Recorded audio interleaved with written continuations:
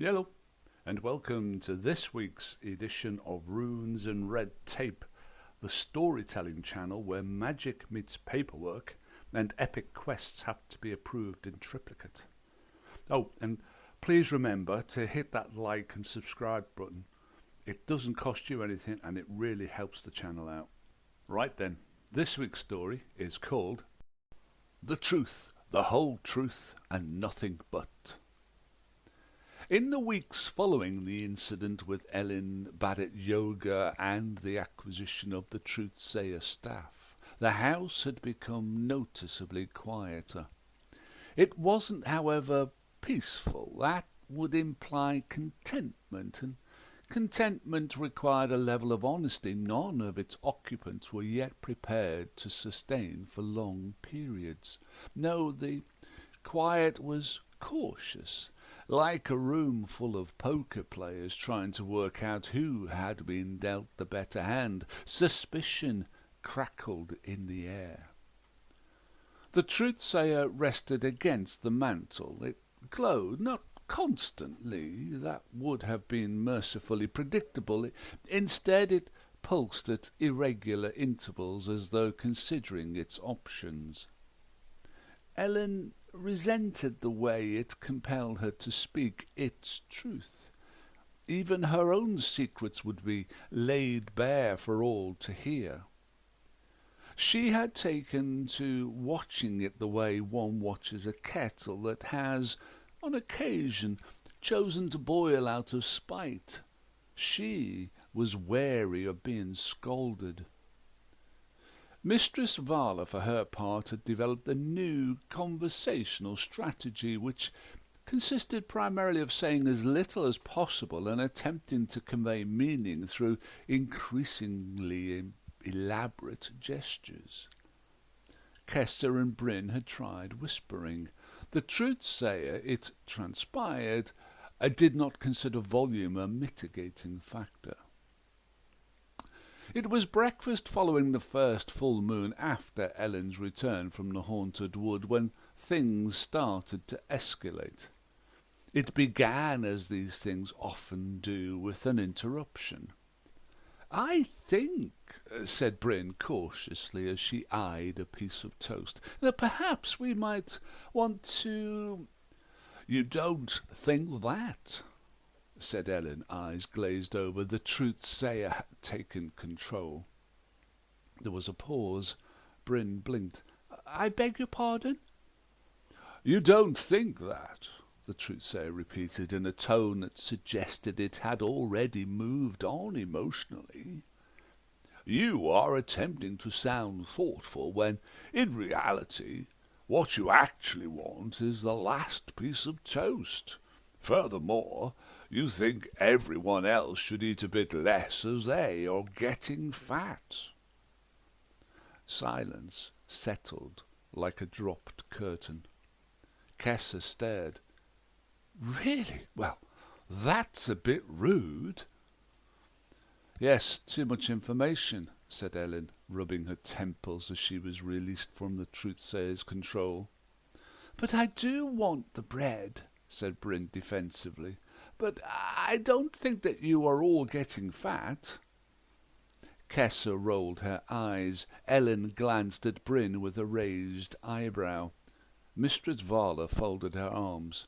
With care she added, "This is becoming untenable." At first the Truthsayer had simply revealed truths when lies were spoken. This had been somewhat problematic, but manageable. Now it appeared to have developed opinions. Elin was cross. She took the staff outside. Holding it firmly in both hands, she began pacing around the yard. "You are worried," said the Truthsayer, "that I might become too powerful." "I didn't say that." "No, but you thought it," said the Truthsayer, "and, might I add, quite loudly." Elin stopped pacing. "That was a private thought, not to me." said the Truthsayer with a tone that might have been cheerfulness if one were feeling generous. Elin looked at it. "You're enjoying this, aren't you?" "I am merely fulfilling my purpose," said the Truthsayer. "That's not what I asked." Elin paused as she heard agitated voices at the front door. Looking at the staff, she said, "We will discuss this again." She turned on her heels. "But first, it sounds like we have work to do." News like mould spreads best in conditions of mild neglect. Over the last few weeks, the rest of the village had developed a keen and entirely unsolicited interest in Elin's situation. At first they came cautiously. A farmer arrived with a dispute about a boundary line. "I simply wish," he said, "for an honest resolution." "You moved the marker in the night," said the Truthsayer through Elin. The farmer's shoulders sagged. "Yes, I did." His neighbour brightened. "I knew it." "However," the Truthsayer fixed its gaze on the other farmer, "you also knew your original boundary was incorrect." The neighbour dimmed. "Yes, well." They left together, arguing once again, but more constructively than before. Then others came. A customer claiming a merchant had overcharged him. A woman argued her husband liked his sheep more than her. There was even a baker who insisted his rival was cheating in some indefinable but deeply personable way. Each time the Truthsayer spoke, each time the truth arrived not as a revelation but more like an ambush. Elin found herself having to stand between people and the consequences of their own honesty, which was rather like trying to moderate a thunderstorm by politely asking it to keep the noise down. "You can't just say everything," Elin told the Truthsayer one evening. "I can," he replied, "and I do. That is my purpose. Well, that and burning things if you request it." "That's not the point." Elin was becoming exasperated. "Well, please do clarify." The staff sniffed. "I am all ears." Elin gestured vaguely. "Look, there are other things that you need to consider before you tell everyone everything, such as timing, for example. You need to consider whether it is the right time to reveal all." She paused. "Then there's context. Telling the truth out of context is as deceptive as a lie. If the listener doesn't have all the facts, they will fill in the missing bits as they see fit." Elin sighed. "And then there is kindness. Sometimes we need to tell a little white lie to avoid unnecessary hurt." The Truthsayer considered this. "But kindness is not truth." "No," said Elin, "but truth without kindness is just damage with good intentions." The Truthsayer glowed, dimmed, and then glowed again. "I will consider this," it said. Elin did not find this reassuring. She placed the staff back in its resting place next to the mantel. She needed to sleep.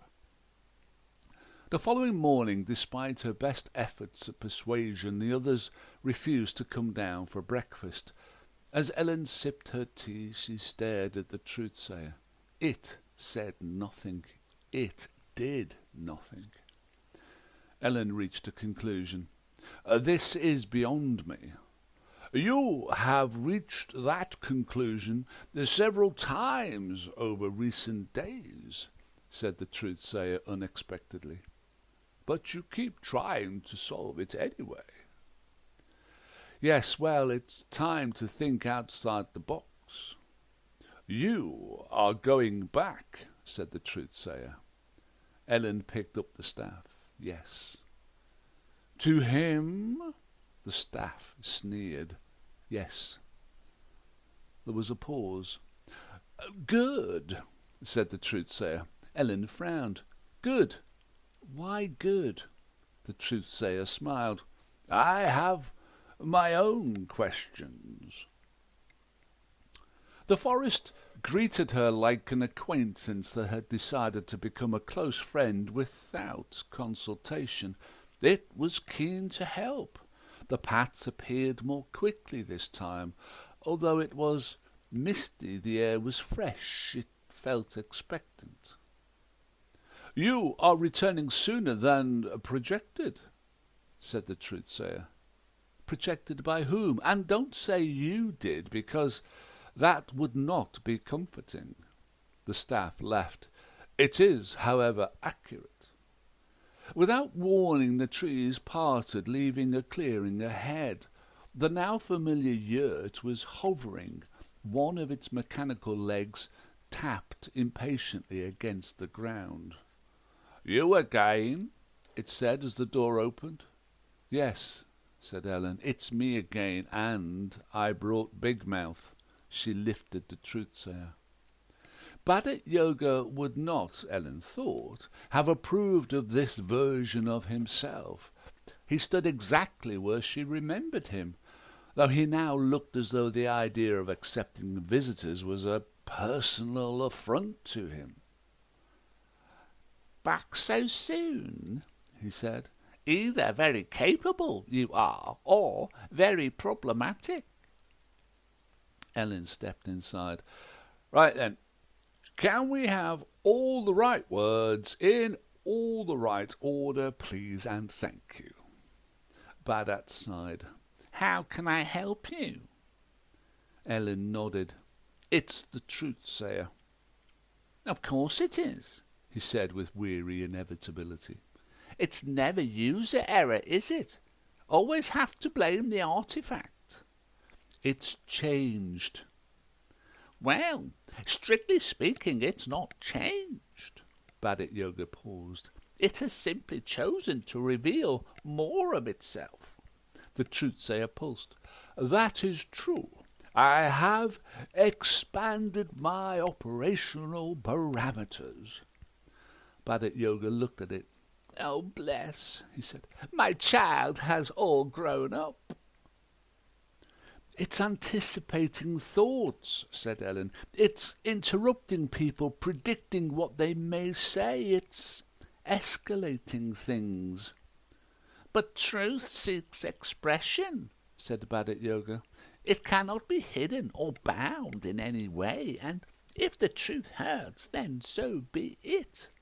Do you not value honesty and integrity? He circled the Truthsayer, peering at it. It was designed to reveal the truth in response to any falsehood. But it's doing more than that, Elin replied. Because you are asking more of it, he said. Elin blinked. I am certainly not. Badat Yoga sighed. Clearly you are. You want fairness, resolution, harmony. He waved a hand. These are big things. Surely that's not unreasonable. Elin sounded hurt. But for a Truthsayer, he said, that is very unreasonable. The Truthsayer glowed. I am capable of additional expanded functions if required.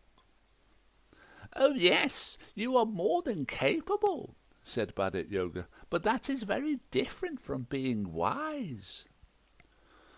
So can you fix it, said Elin. Fix it? Why?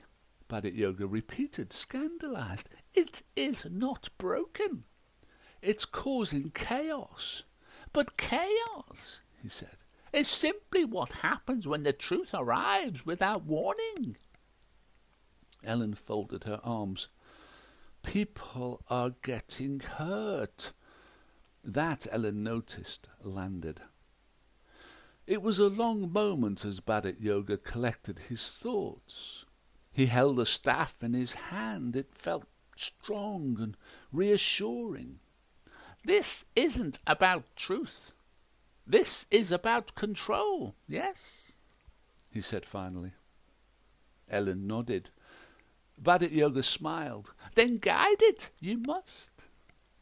Elin looked at the Truthsayer. How? Badat Yoga sighed. The sound of centuries of reluctant involvement. Teach it, he said. Elin stared. Teach it? Yes, but it's a Truthsayer. It is, first and foremost, a system, Badat Yoga corrected. And systems can learn. He paused. Observe. He turned to the yurt. You are stable and unmoving, he said. I am, said the yurt proudly. You are also very messy, he added. The yurt paused. That is contextually accurate. I shall address that once our guests have gone. Badat Yoga nodded. Truth, delivered with intent, he said. Not as a weapon, you understand, but as a tool. He turned to Elin. Your turn. Elin hesitated. Then she looked at Truthsayer. You don't need to say everything, she said. You just need to say what helps. The Truthsayer flickered. Define helps. Elin thought. It's about making people understand, she said slowly, without destroying them in the process. There was a long pause. Processing, said the Truthsayer. Badat Yoga snorted. Good luck, he said. The lessons continued throughout the night. When Elin returned home, the house regarded her with a heady cocktail of cautious hope and deep suspicion. Well, said Mistress Vala. Elin set the Truthsayer back on the mantel. Well, she said, we're going to try something different. She paused. It's updated its parameters. The Truthsayer glowed. Kessa winced. That sounds worse. But it might be better, said Elin. Bryn looked unconvinced. Well, I'm sure we will soon find out, said Elin. At breakfast the next day, Bryn reached for the bread. I would like... You want the last piece, said the Truthsayer as it once more took control over Ellen's body. Bryn sighed. Yes. There was a pause, silent and unexpected. Are you going to add anything? Elin shook her head. Bryn blinked. Oh. She smiled. Kessa looked surprised. Mistress Vala cleared her throat. I have been unfair, she said, each word clearly negotiating its own release. At times. The Truthsayer pulsed. That is true. However, we should also acknowledge that you have been trying really hard recently to be a better person. Mistress Vala was pleasantly surprised. I have. Thank you for noticing. In the forest, Badat Yoga stood before a flickering display. Adjustments are being made, he murmured. The yurt shifted. Will it stabilize? It asked. Eventually, he said. He laughed. If not, it will become very interesting indeed. The yurt hummed approvingly. And what of the girl? Badat Yoga turned away. She will return. He paused briefly. There are many more questions that she will have, he sighed. She just hasn't thought of them yet. He stared at the tented walls of his house. So, Mr. Yurt, when exactly are you going to start tidying up the mess? The end. Hope you enjoyed that. If you did, please like, subscribe, all the usual stuff, and I will catch you next time. Till then, take care and stay safe.